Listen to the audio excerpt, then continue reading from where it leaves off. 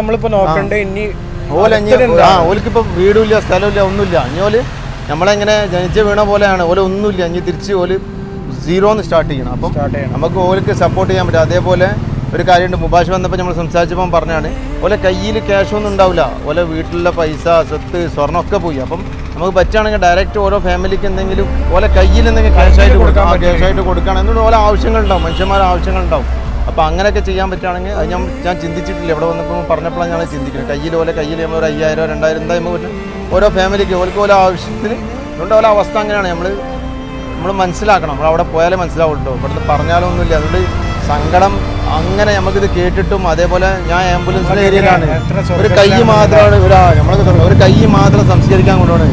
ഒരു ശരീരത്തിൻ്റെ കൈ മാത്രം കിട്ടി, ഒന്നിൻ്റെ അരയിന്ന് താഴത്തേക്കുള്ളത് കിട്ടി. അപ്പം നമുക്കിത് നമ്മളാ ഡെഡ് ബോഡി എടുത്ത് അങ്ങോട്ടും ഇങ്ങോട്ടും വെക്കുമ്പം മോർച്ചറിയിൽ നിന്ന് മാറ്റി, ഞാൻ നിൽക്കണ മേപ്പാടിയിൽ നിന്ന് അവിടുന്ന്